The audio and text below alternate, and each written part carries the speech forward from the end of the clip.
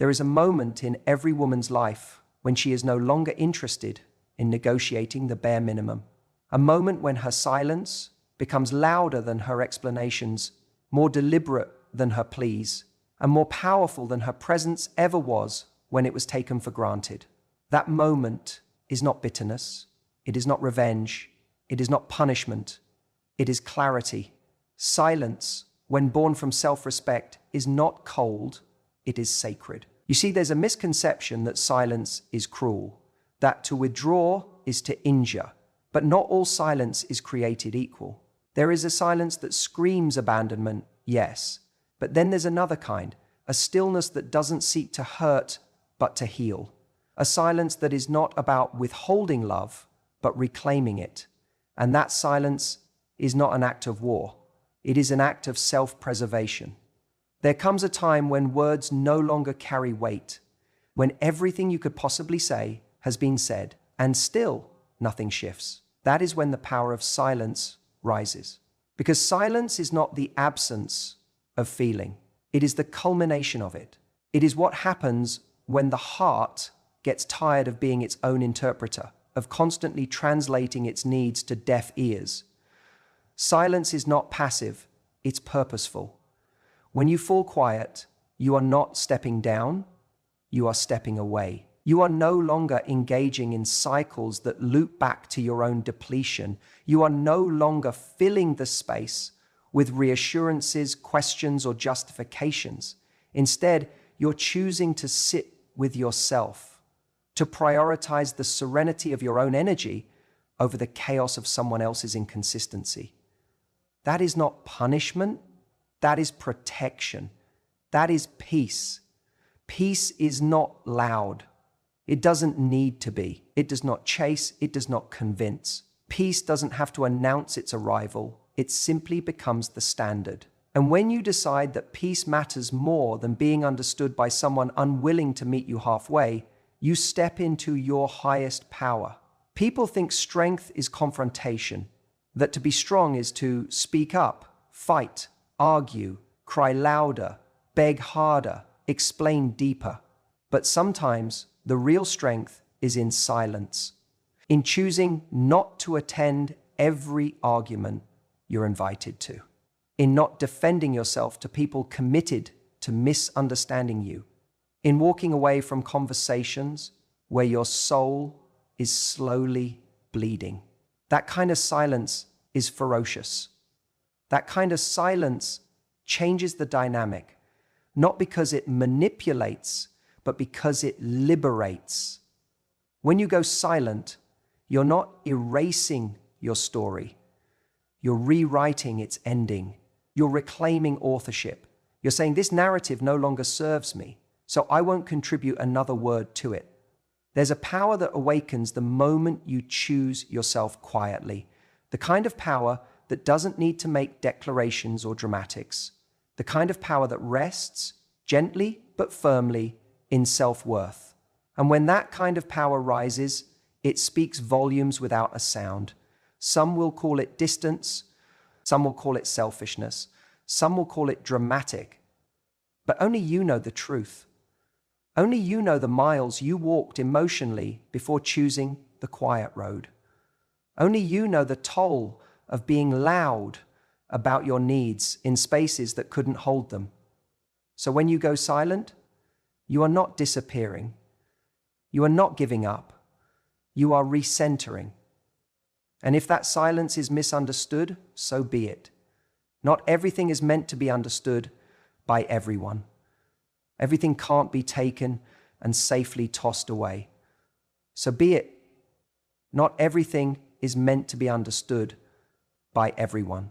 Sometimes your peace will confuse people who only knew the version of you that tolerated discomfort. Sometimes your absence will be perceived as cold by those who once thrived on your warmth but never protected it. Let that be their discomfort to sit with, not yours to resolve. You don't owe anyone a performance of your pain. You don't have to narrate every heartbreak or defend every boundary. You don't have to validate your healing process to people who didn't value your wholeness. You don't have to explain why you stopped responding, stopped reaching out, stopped engaging. Some things are simply sacred. Some decisions are made in silence, but backed by an ocean of self-respect. There is a version of you that tried, that gave, that compromised, that hoped, that stayed, that explained, that waited, that bent. That version of you was necessary for your evolution, but she is not required to stick around forever. Eventually, the version of you who is tired of her peace being optional will rise, and she will not raise her voice. She will not plead. She will not write another paragraph. She will simply fall silent, and that silence will not be empty. It will be full, full of the wisdom gathered from every unreciprocated effort, full of the grace that forgave without apology, full of the love that never left but just stopped leaking. That silence will be your sanctuary. Let the world adjust to your quiet. Let the noise pass through without needing to respond. Let the echoes of your silence remind others that you are no longer accessible to chaos. Let your absence speak the truth your words were too gentle to deliver. Let your stillness be the statement: you don't need to warn anyone, you're done. You don't need to announce your peace. Peace doesn't knock, it doesn't scream, it doesn't post status updates. Peace just is. And when you embody it, truly embody it, the energy shift is undeniable. Suddenly, the patterns you once tolerated become foreign. The people who once rattled your nervous system no longer reach you. The triggers dissolve, the noise fades, and you finally hear the only voice that matters, your own. A woman who has chosen silence to protect her peace has made the ultimate declaration: I will no longer fight to be seen in places that refuse to see themselves. There is nothing cold about that.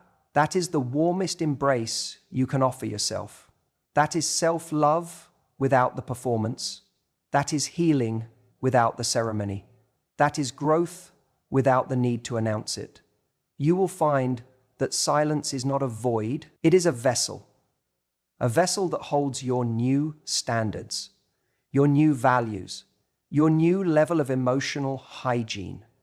And those who are aligned with your growth will feel that silence and recognize it not as a wall, but as a doorway into a deeper connection, one that doesn't require noise to be meaningful. Let them call it what they want. Let them guess. Let them assume. What matters is that you know your intention, you know your worth, you know that in choosing silence, you are not being cruel, you are being clear. And that kind of clarity doesn't shout, it simply radiates. Eventually, someone will notice, not because you forced their attention, but because your absence created space. Space for reflection, space for accountability, space for the recognition that what you gave so freely, so consistently, was not guaranteed. God, hear me. Give me the necessary wisdom, skills, love, and action so I can learn how to heal. You're accessing the gift, space for reflection, space for accountability, space for the reconciliation, space for the guarantee, but you're not waiting for that. That's the point. Silence is not a game of watch me leave. It's not a test to see who follows. It's the result of finally understanding that some things cannot be salvaged through sound. Some things must be let go in the stillness. In your silence, you will remember what it feels like to breathe without tension. You will feel your nervous system unclench. You will feel joy in the small moments again. because your energy is no longer bleeding into conversations that never evolve. You will realize how much noise you were tolerating, not just from others, but from your own internal dialogue. The overthinking, the analysis, the wondering, the waiting, that too begins to dissolve in silence, because silence invites presence, and presence is the antidote to anxiety. You don't have to explain your silence. It is not a language for everyone. It is the language of self-honoring, and only those who respect your stillness will ever deserve your sound again. When your silence is misunderstood, remember this: your job is not to be understood by those who were never listening in the first place. Your job is to listen to yourself now, to trust that your inner knowing led you here, not out of spite, but out of truth. You are allowed to change how you engage. You are allowed to evolve past the need to fill space. You are allowed to detach gracefully and completely. You are allowed to walk away without making noise. Because when the soul is tired, rest is not optional, it is vital. And silence is the first sound of healing. So let it be misunderstood. Let it be questioned. Let it be talked about. But most of all, let it protect you. Yeah. Because you are not punishing anyone by going quiet. You are not abandoning. You are not manipulating. You are reclaiming, recentering, rebuilding. And when the time is right, when peace is no longer fragile but fortified, maybe your voice returns. Not out of need, not out of pressure, but out of choice. That is the difference. That is the transformation. A woman who finds power in her silence has nothing left to prove, only something left to protect. And that is her peace. There's a moment when your presence no longer speaks the way it used to, when your availability becomes background noise, not music. And that is the moment you realize something deeply confronting, that your words, your effort, your emotions, your explanations, they have become part of the wallpaper, familiar, predictable, dismissed. You don't arrive at that moment overnight. It comes slowly, like the erosion of a shore. You offer pieces of yourself, hoping someone sees the value. You stay just a little longer, thinking perhaps it's your timing. You explain yourself again and again, assuming maybe your words just weren't clear enough. You reach out, not because you're weak, but because your heart still believes connection is possible. Until finally, you wake up, not angry, not even hurt anymore, just done. There's a quiet kind of dignity that rises in the moment you decide that your presence will no longer be wasted in places where it is expected but not appreciated. It's not a loud exit. It's not a dramatic goodbye. It's not a long letter. It's not a final plea. It's simply absence. And make no mistake, absence has a language of its own. It speaks in echoes, in voids, in spaces that were once filled with your warmth, your effort, your consistency. Your absence says, I am no longer offering what you assumed would always be there. It whispers truths that your words never could, because your absence cannot be interrupted, misinterpreted, or talked over. It simply is. There is nothing more sobering than the sudden silence of someone who once showed up daily with open-hearted energy, because people rarely notice the water they swim in until the tide pulls back and leaves them standing alone in silence. Words are valuable, yes, but presence, true, consistent, vulnerable presence, that's currency. And when that presence vanishes, it leaves behind an emptiness so loud it forces a reckoning. But here's the secret. The echo of your absence isn't just for others to hear, it's for you too.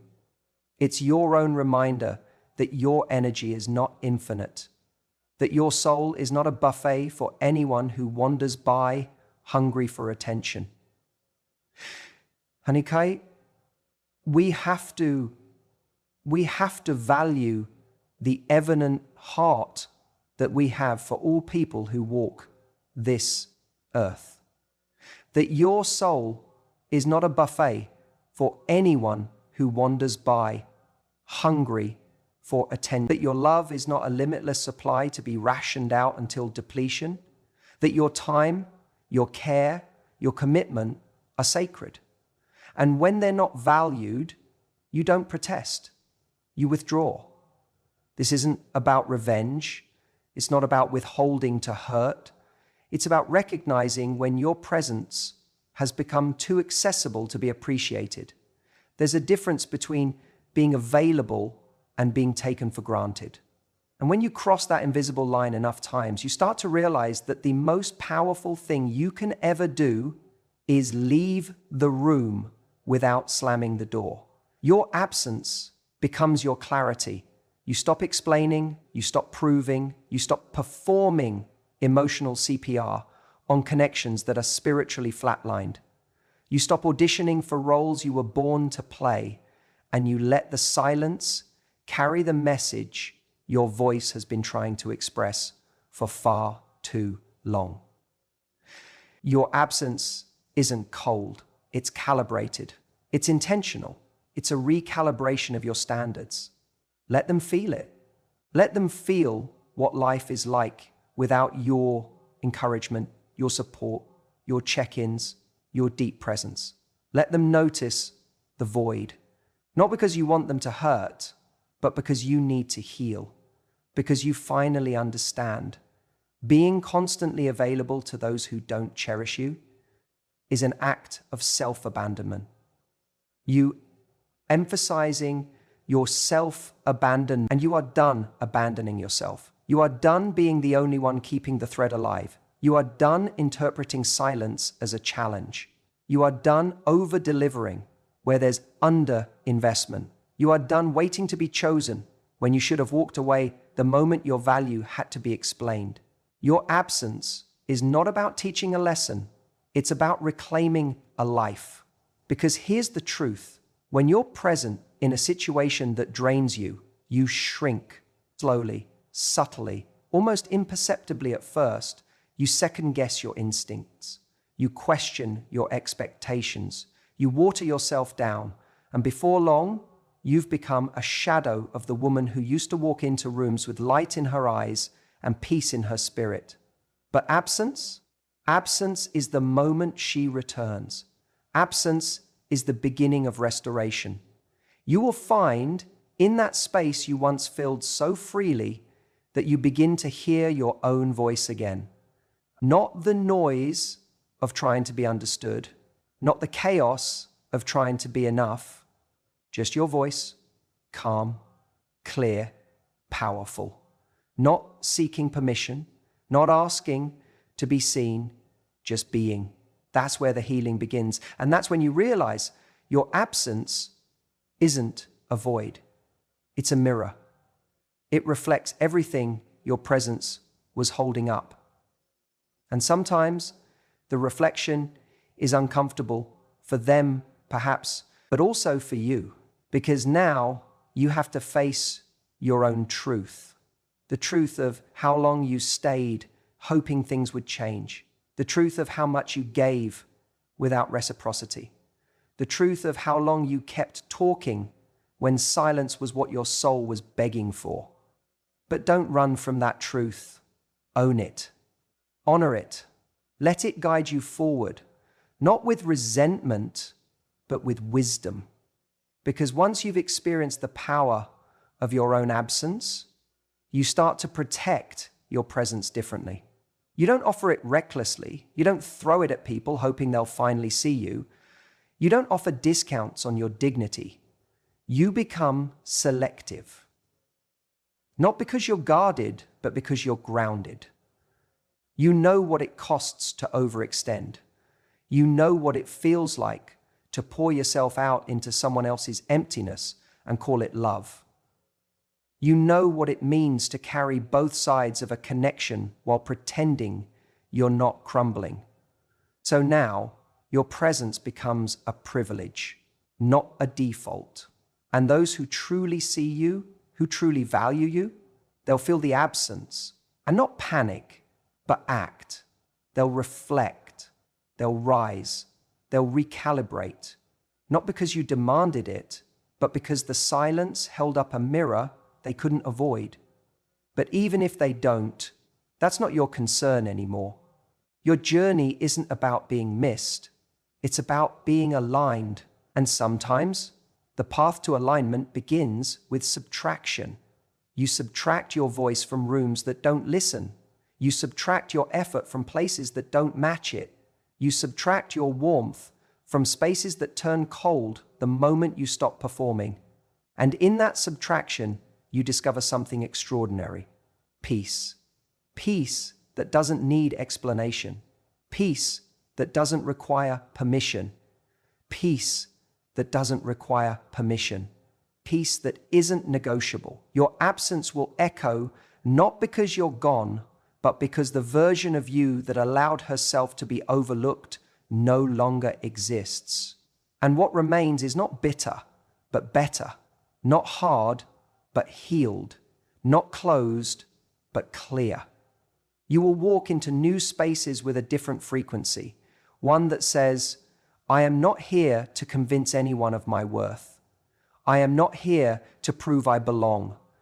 I am not here to beg for connection. I am here to be met or to move on, because you now know the weight of your presence. You now understand that not everyone deserves access to your softness, your care, your emotional labor, that your energy is not a community resource, it's a sacred offering. Let your absence do the work your words no longer can. Let it speak in silences too loud to ignore. Let it echo not just in others' memories, but in your own transformation. You are no longer a woman who waits to be valued.